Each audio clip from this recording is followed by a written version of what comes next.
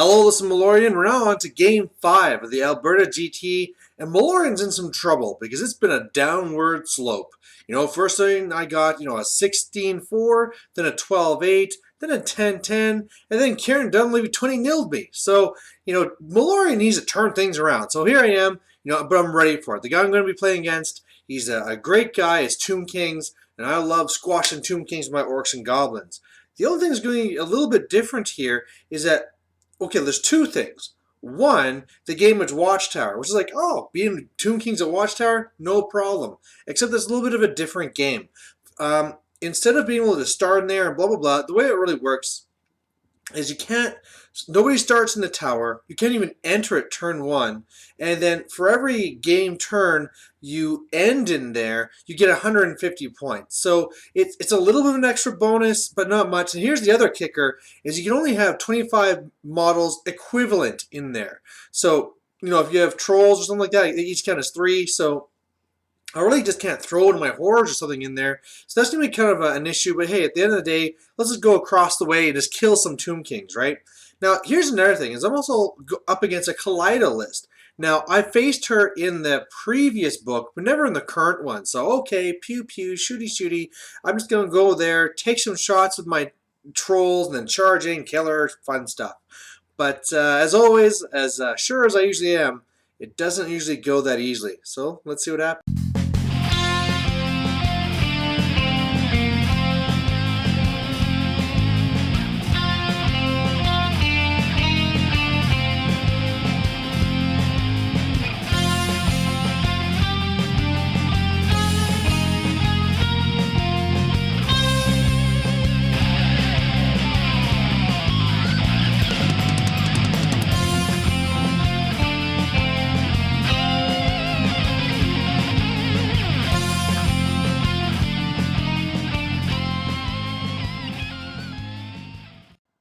Alright, so looking at his list here from the left side, he has a big huge unit of the chariots. I mean, I know well enough. They're going to the flaming banner.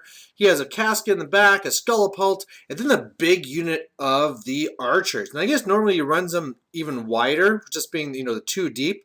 But he's doing it like this for now. In there, he's going to have his Khalida.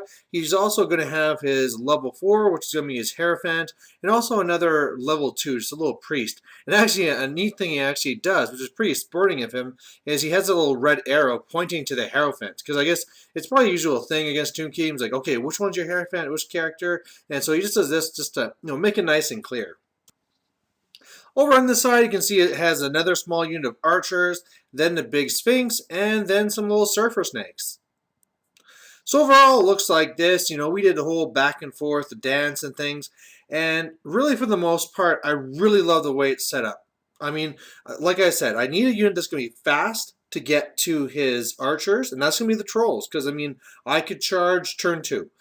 Meanwhile, I got to stop those chariots from getting to me, and that's the job of the savages, who will go up there, and, I mean, he can charge me, and I'm going to wipe them out, right? I'll take out all those chariots, no problem. So they have an easy job there. I really liked how he put his snakes wide, because that meant that he wouldn't be able to sneak around the building to hit the troll's flanks, unless he reforms later. I mean, he can always do whatever he wants later, but really, he's going to have those black orcs bombed up that way. They can take care of the kitty cat if needed. Meanwhile, with the whole, watchtower thing, I'm going to be going up there at the bunker. I can throw the bunker in there and make some hard choices. Because, hey, it's a little stupid bunker, but if it's getting 150 points every turn, that's not too bad for my little night goblin. So overall, feeling very confident. Until he does this first turn, which is put his little scullipult right on top. Oh, no, sorry. This wasn't even the scullipult. This was his little mage, that little storm of skulls, which goes right through me and, like, decimates my bunker. And, this is bad, because I kind of need a bunker. And so, yeah, after his turn, it kind of looks like this. So, yeah, my bunker's in a lot of trouble already. I mean, if you decide to shoot at it with his archers, it'd also be gone. And he thought about it, but he really wanted to go after the trolls. Usual thing that you'd expect, he shoots at me with the flaming chariots, does a couple of wounds, and then the archers shoot. The main thing I want to stop is just the smiting. Otherwise, you can see the kitty cats going back over to help defend him, while the snakes are actually reforming to look the other way. And he's waiting for me to go into the woods and all this stuff, but for the most part, I don't care about losing steadfast. I'm going to be smashing those snakes anyway, so still looking pretty good. Lost a little bit more trolls than I'd like, but hey, that's going to happen against that much shooting. On my turn, I'm able to charge into the archers over here with my wolves, so hopefully I can break through these guys and get to the Skelepult. And at the end of the turn, it looks like this. So pretty much everything is moving up. I had to really make sure that, because those chariots are actually so wide, that's actually the detriment to him, that now he can't wheel to hit the flank of the trolls. That's the only reason why I was able to do this like I could. Otherwise, yeah, I'm just kind of moving to the bunker because I think now that the trolls are in a spot to go and charge them, the bunker really should not be shot again. Black Orcs moving as much as they could. The Wolf Riders only won by 1 and lost 2 of their numbers. So they're probably screwed, but the chariots there to finish the job. And otherwise, shooting tried to kill the Sphinx. Really, I wanted to, but no luck there. And in the end, Doomdiver is killing off a little Snake Surfer. His turn then, and yeah, it really hurts. So really no charges or anything like that. He does have his skeletons beat up my wolves, run them down. I'll be able to finish them off with my chariot though.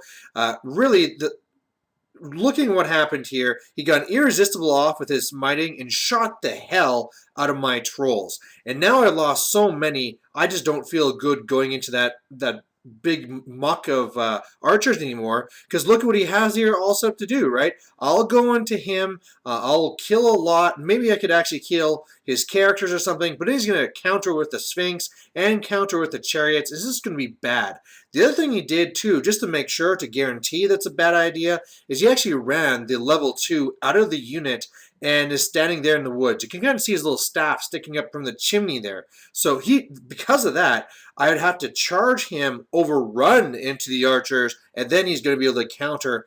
And yeah, I mean, it's just bad news all around. So I really had to decide what I was going to do here. I didn't want to let up pressure. And what I decided is that actually, because he killed so many, and now they're down to 8, now they can actually go into the building. So I think the trolls are going to take the building, and I'm just going to do like a pincher move with the savages and the Black Orcs, and hopefully that can do it. So over here, I go for the long charge. I fail, but I actually roll a 6, so I go into the woods. And this is horrible because all of a sudden, I'm here giving up steadfast. And even though I said I don't care about steadfast against the snakes, I'm going to care about steadfast because I guess it's kind of hard to see from this picture, but when we took out the little tool, that Sphinx can see my Black Orcs, and that's bad. Otherwise, the chariot goes into his archers, and that should be an easy way. And over here, this was critical. I needed an 8, I believe, but hey, I thought I might as well try it.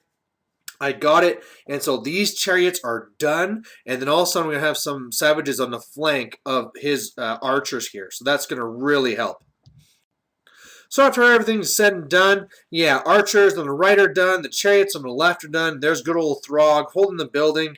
I moved my bunker in a way so that, well, first the characters went behind the building so he couldn't see me, then reform the bunker and moving away just so he can't finish it off in case I need it later. And otherwise, again, trying to shoot off that stupid Sphinx, cannot do it. And then at least did some shooting then into the surfer snakes and killed some, but actually it's going to turn out that's the worst thing I could have done. And here's why. Because on his turn, he charges in with the Sphinx. So he had actually hoped that the Sphinx would be in the flank. Turned out, because I went, actually didn't matter. It was actually a frontal charge. However, he would not then been able to charge in, except I killed enough snakes to make room for the Sphinx. And so now the Sphinx can clip charge me, and this is just horrible. This is not what I needed. So after everything is said and done, It looks like this. He does some more shooting into the building and kills more guys against the Black Orcs, beats me up. I hold. I mean, at the beginning there, I'm steadfast, but now as he kills more of the guys outside, my majority is going to be inside there. I was not able to reform and slide down, and that's horrible because I thought, okay, at least I took my lickings. Now I can reform down and kill this Sphinx. Nope, failed the leadership test, re-rolled. So that's horrendous. So yeah, because if my Black Orcs break, yeah, it's just very bad news. So on my turn, I charge in here with the chariot. I figure, he's already taken a wound here. If I do something and, he doesn't totally destroy me, some crumble, I could actually do okay here. No, I might actually be able to do something. But yeah, no, I kind of go in there, I kill the one guy, and then he slaughters me super easily. So that was bad. I wanted to use my bunker this turn. Unfortunately, it failed animosity, so that was nice of it. My two characters jump into the building because I figure that's the safest spot for them right now. Savages turn to face. Shooting goes into the catapult, takes out the catapult, so that's pretty nice. And otherwise, Black Orcs holding on again. This turn he uses breath weapon, rolled garbage, killed nothing with the breath weapon, and I thought, oh my god, I might actually win combat and get to do a reform. No, 5 thunderstomps, kicks my butt, I lose combat, but at least I'm holding. So, and this is, I'm not steadfast now. It's just guaranteed now I'm not steadfast, but luckily I'm holding on. So these Black Orcs, they were meant for so much more, for such greatness. And now because of this whole silliness with this Sphinx clip, it's just all falling apart. Yeah, and then here too, on his turn, he goes and gets another irresistible super shoot. And I'm left with one model, good old Throg, the leader of my trolls, with 1 wound. So that's 630 points being saved right now because of 1 wound. Otherwise, at the end of everything, it looks like this here. The snakes are turning back around to try and help on the left side, try and deal with my savages. I don't think they can actually really do anything, but hey, they might as well try. And again, my Black Orcs, the champs, are at least holding on because they're getting their butts kicked. They're not steadfast, but when I'm rolling my either leadership like 4 or 5 after it's been modified, I'm holding on. So this is just... oh, by the skin of my teeth, these Black Orcs are holding me in the game. My turn, time to get some freaking revenge, and these savages go into the flank of these archers. And yeah, I just can't wait to see these stupid archers, which have been shooting at me and destroying me, just whittle on down. So after everything is said and done, you can see, yeah, there's like lots of those archers gone. And I can't wait to those guys now. At first I thought there's no way I could shoot through the whole thing. I was just hoping to stop the shooting. Yeah, at this rate, those guys will not be able to survive. I had to give up on the building, so my 1 troll and 2 characters popped the other side to be safe. And then unfortunately, my Black Orcs break, and yeah, he fails to catch me, but it doesn't really matter because it's his turn next, and he'll just catch me then. I am able to also shoot at a Surfer Snake. He's down to 1 now, so I'm getting close to getting those points. So on his turn, he comes back around, heals a little bit, and that turned out to be a bad thing because, okay, sure, you got another Surfer Snake back, but that actually gave him a 2nd rank to the archers as well, which meant I got more guys to attack with. So again, those archers take a pounding, and they're almost gone. Like I said, he charges my Black Orcs, catches them, and because he does it at that type of a time, he's able to reform around and face me, so that's a little bit scary. And then another thing he does then on my turn is that he comes over here with Khalida. And I was like, oh, really? Well, that's kind of impressive. I don't think she's much of a fighter, and but I guess, desperate times and all that stuff. What actually happens, though, is a lot of craziness. So let's just start with the normal things. I'm able to kill off the Surfer Snakes, so there's some points. Hurrah. I decide to try and kill off this Sphinx, but again, you know how my stuff is. Man, I just can't hit this thing. So everything's going off. I'm trying to foot a Gork it. No such luck. The only thing that's going good for me is that whenever I get a miscast, it's a thing okay, I'm going to miscast. Everything in base to base takes a wound. But hey, I just moved out of the way, so everything's fine. So the Night Goblins, good thing I saved them because now they're here to redirect that Sphinx. And over there, man, first of all, Khalida. She goes nuts and kills like 5 of my savages. Just goes absolutely crazy. And I think, okay, well, that's it. I'm in a lot of trouble. I strike back and I roll a ton of 5s. And I mean, all she has for armor is a 6+ regen. She fails them and she dies. So there's big points for me, but just wait a second, there's the curse. And she kills like 5 more savages with the curse. And all this goes towards combat res. So even though, I thought I'd be doing really well and he'll even crumble even more, no, all of a sudden I lose combat. And so I'm steadfast on a 7. Luckily, I passed that because, again, this could be a totally different game if that savages just break right now. Because not only would I be losing all the points for the savages, I would not be getting all the points for what's left in this bunker here.